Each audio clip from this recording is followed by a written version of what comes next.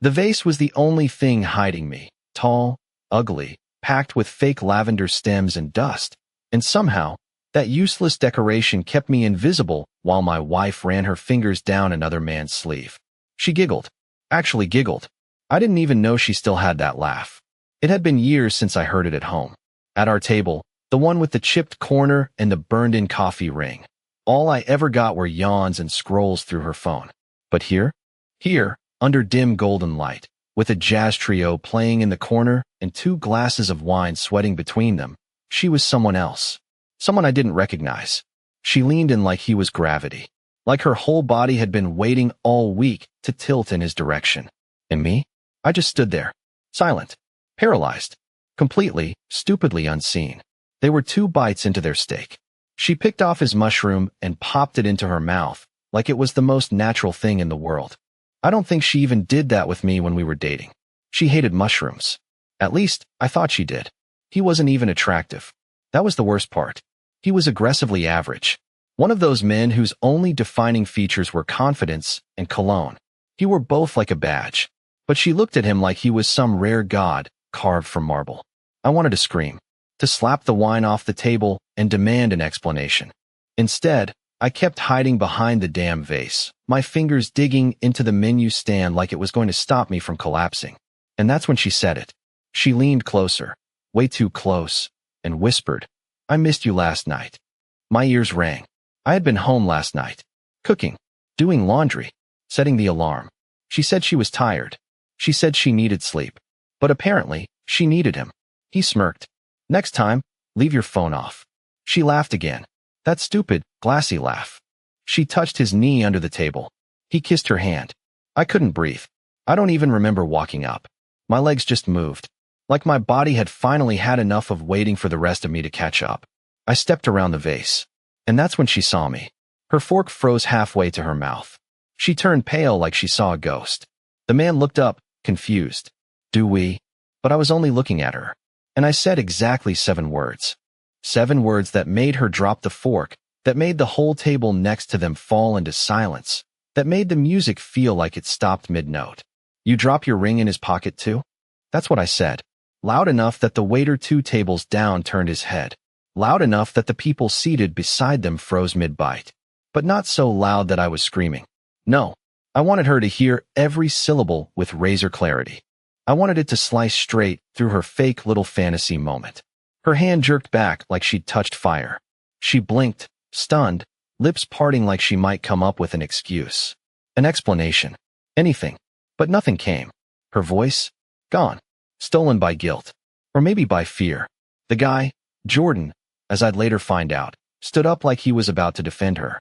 He puffed out his chest like a balloon ready to pop, and said, "Hey man, I think you're confused." I didn't even look at him. He was background noise. Wallpaper. This wasn't about him. This was about the woman who'd promised me forever but traded it in for dim lighting and someone else's cologne. She finally spoke. "What are you doing here?" What was I doing there? Really? "I was home," I said. "Where you said you'd be tonight. Doing laundry. Eating leftovers. Watching that dumb baking show you pretend to hate." Now her face flushed red. Not from embarrassment. No, it was something else. Anger. Because I had dared to interrupt her lie. "You followed me." I laughed. Not because it was funny, but because the absurdity of it was choking me. She cheats. She lies. She makes plans under my nose. And I'm the problem for following her? "You left your location on," I said with a shrug. "Guess he's not the only thing you forgot to turn off." That got a laugh from someone at the next table. Not loud, but enough. She noticed. Her eyes shot to the side like daggers, then back to me. I could see the cracks forming, her face twitching, hands fidgeting with the napkin like it might shield her from the judgment spreading through the room. "Let's talk outside," she whispered, trying to regain control. "No," I said firmly. "Let's talk here. Let's talk where you told him you missed him last night, the same night I was folding your laundry and cooking you dinner you didn't bother to eat." She sat down again. Not by choice. Her legs gave out. Jordan tried again. "Look, man." I turned to him. Calm. Dead-eyed. "You touch her again, and I'll make sure your next date's in the ER." He sat. Fast. She tried to grab my hand across the table. Habit, I guess. But I pulled back. I wanted her to feel the space. The space she'd carved with every lie, every text, every silent night pretending she was too tired or not in the mood. "I didn't plan for this to happen," she mumbled. That's the line. That's the line every cheater pulls out when they've run out of lies. Like it just happened to her. Like she tripped and fell into another man's bed. "Oh," I said, tilting my head. "But you had enough time to plan outfits, reservations, excuses. Sounds like you planned everything but getting caught." She was crying now. Not sobbing. Just that quiet, guilty, pathetic kind of crying that tries to look innocent. But there was nothing left to save. I pulled something from my jacket pocket and set it on the table. Her wedding ring. I'd taken it from her jewelry tray before leaving the house. She hadn't even noticed it missing. That said everything, didn't it? "Looks like you won't be needing this anymore." She gasped. "You're ending this? Just like that?" "Just like that," I said. "Same way you ended us." Then I walked away, past the stunned tables, past the waiters frozen in place, past the hostess who looked like she'd just watched a movie unfold in real life. And I didn't look back. But oh, the real storm didn't even start until the next day. I didn't sleep that night. Not because I was hurt. That happened long before the dinner. I didn't sleep because I was finally awake. You spend so much time lying next to someone who's already miles away, and when the truth finally breaks open, it's like your whole brain is catching up. I laid there in the dark, the house too quiet, noticing everything. The faint hum of the fridge, the streetlight flickering outside, the empty space on the other side of the bed where she usually left her cardigan, her phone, her lies.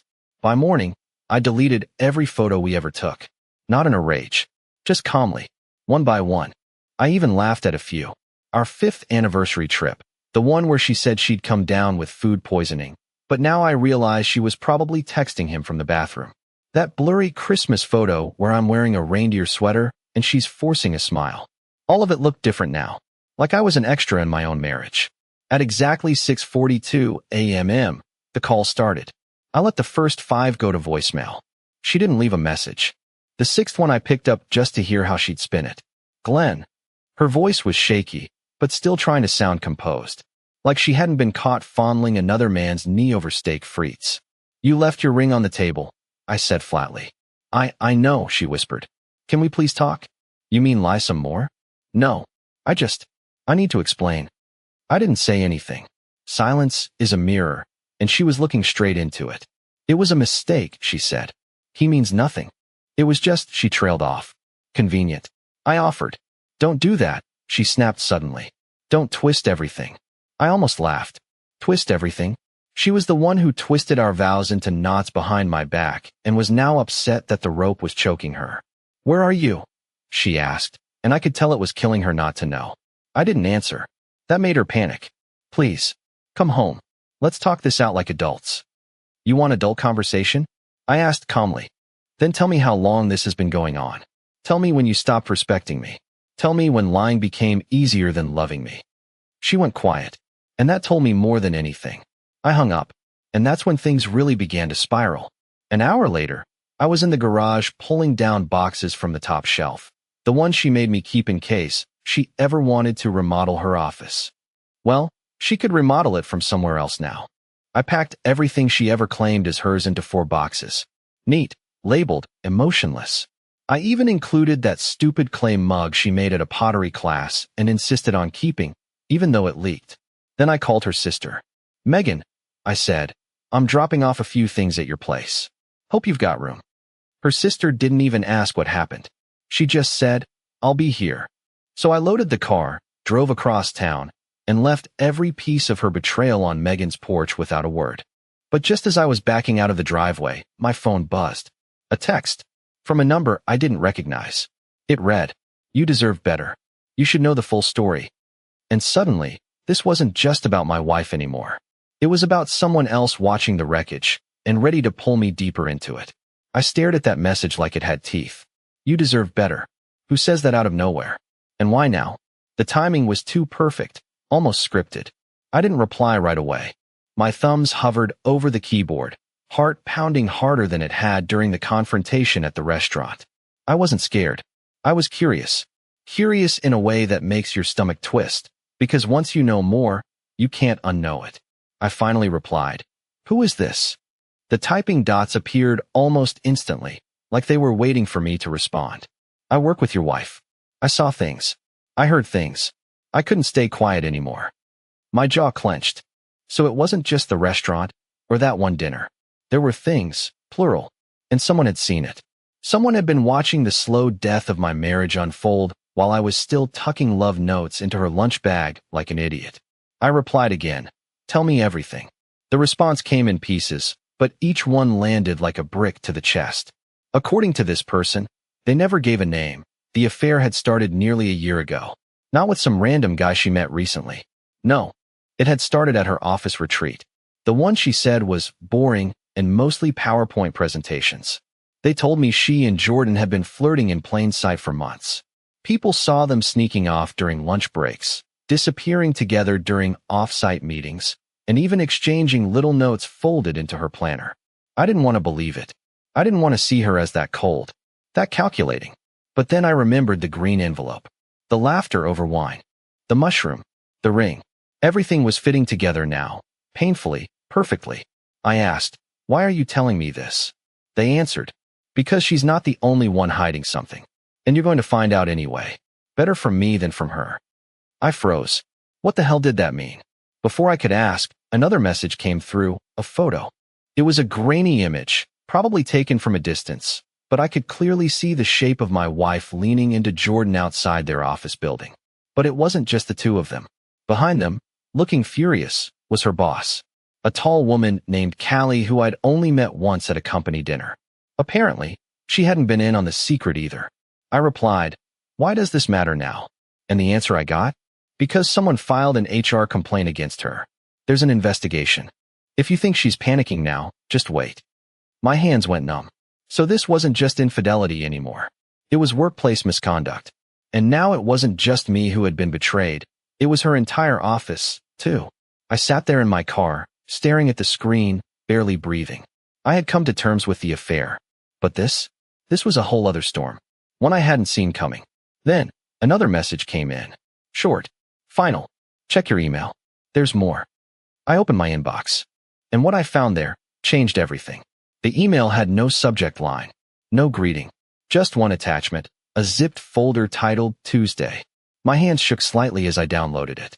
I had no idea what to expect. Pictures? Screenshots? A confession? What I didn't expect was video.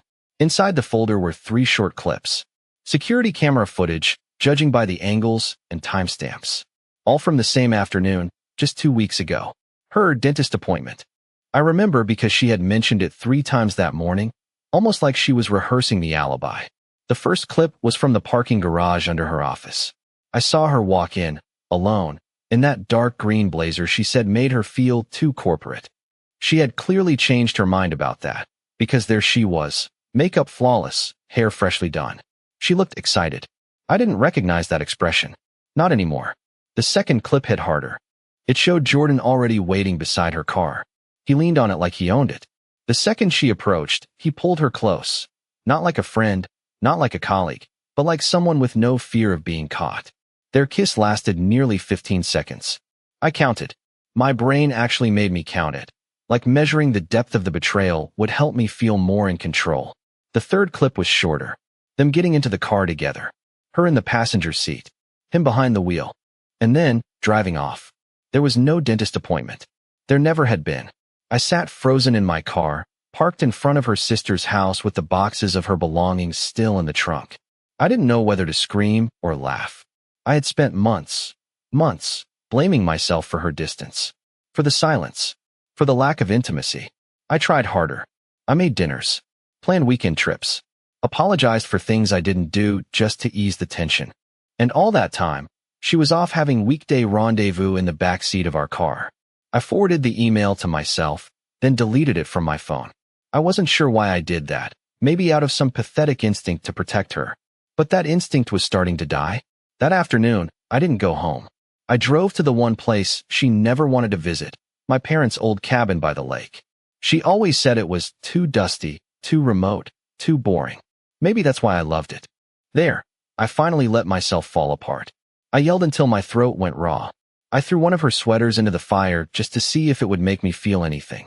It didn't. That night, While sitting on the dock, my phone buzzed again. It was her. Please call me.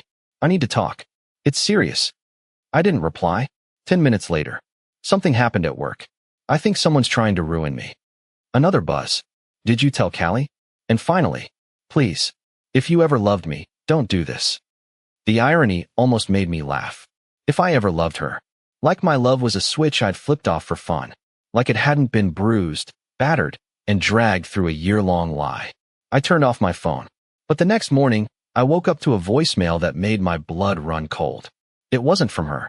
It was from Callie, her boss. And what she said opened a door I didn't even know existed. The moment I pressed play on the voicemail, I knew this wasn't going to be a typical workplace courtesy call. Callie's voice was clipped, cold, almost surgical. There was no hello, no small talk. Just this. Glenn, I don't know how much you know or how involved you are in what's happening right now, but I need you to understand something very clearly. Your wife is about to lose everything, and she's dragging people down with her. My hand froze around my coffee cup. I wasn't expecting that. I thought maybe a warning, a heads up about the HR complaint. Not this. She continued.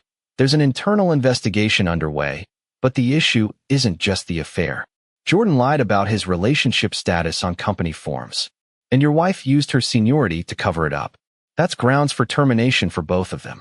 And worse, if we get sued by the client over that presentation Jordan screwed up while the two of them were in a hotel room, she could be held personally liable. My stomach dropped.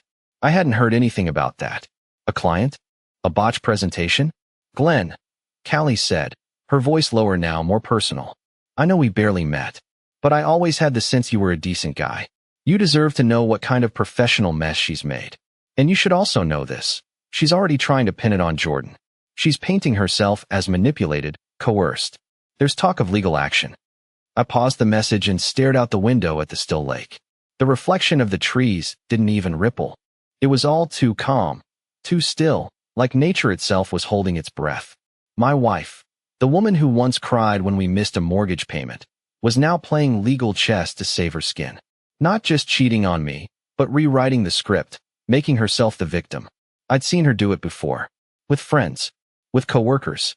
But I never thought she'd turn it into an actual weapon. I replayed the voicemail, this time noticing something I missed the first time. Callie's tone. She wasn't just warning me. She was angry. And that told me everything. This wasn't a boss protecting her company. This was a woman who felt betrayed by someone she trusted. I texted her. Thanks for the message. I want to help, but I need to know everything. She replied within minutes. Then you need to meet me. In person. I'll send the address. That night, I found myself standing outside a wine bar on the other side of town, not the kind of place you go to relax. The kind of place where secrets swirl with every glass poured. Callie was already there, sitting in a corner booth. She looked exactly like she had the first night I met her, powerful, poised, and absolutely done with everyone's nonsense. Thanks for coming, she said, sliding over a thick manila folder. I opened it, and what I saw inside made everything I thought I knew look like child's play. It wasn't just Jordan. There had been another man. Before him. Different city. Different retreat. Different lie. And this time, it had almost cost someone their marriage and their job. I didn't believe it until I saw the records, Callie said. She's done this before. You were never the problem. I didn't speak. I couldn't. Every word felt like glass in my throat. But inside, something finally cracked. Not from grief, but clarity. This woman I'd been grieving? She never existed. And now, it was time to stop surviving and start planning. I left the wine bar with the folder pressed tight under my arm, like it was radioactive. Because in a way it was. It carried the weight of a truth I had only scratched the surface of. On the drive back to the cabin, I couldn't stop replaying what Callie had told me. The second affair. The manipulation. The half-buried HR complaints that had been swept under the rug because my wife was likable, charming, and high-performing. She knew how to work a room. She knew how to smile and apologize just enough to make people doubt their instincts. And I had been the biggest fool of them all. The folder included everything. Copies of anonymous complaints, timelines, email exchanges. One email in particular burned into my brain. It was from her to some guy named Reed, dated nearly a year before she met Jordan. The subject line? Miss Friday already. The body?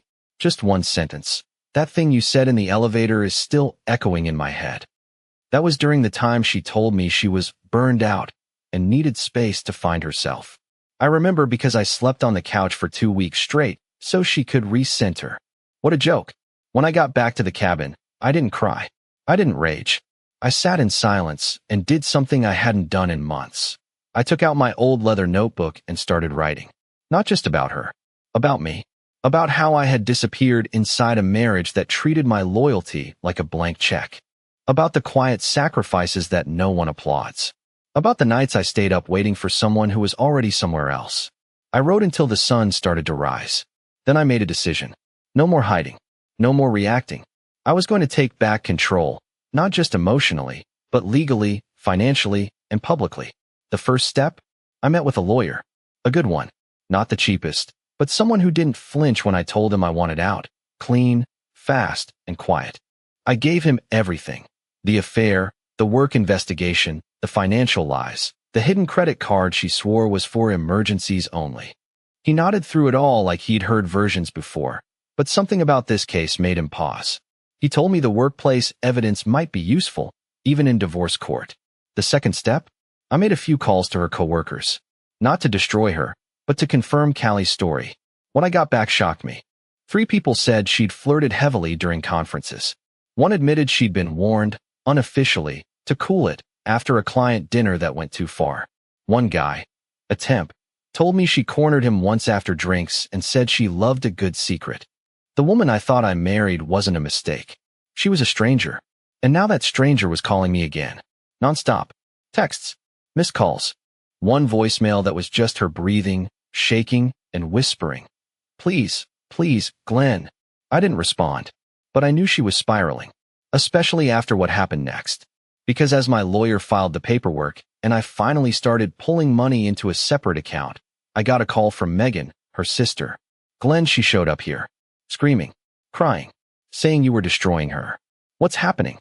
I paused, then said quietly, she destroyed herself. I just finally stopped pretending it didn't happen. Megan was silent for a moment. Then, she said the last thing I expected. She doesn't know I know, but I saw her with Jordan. A month ago. I didn't say anything because I didn't want to blow up your life.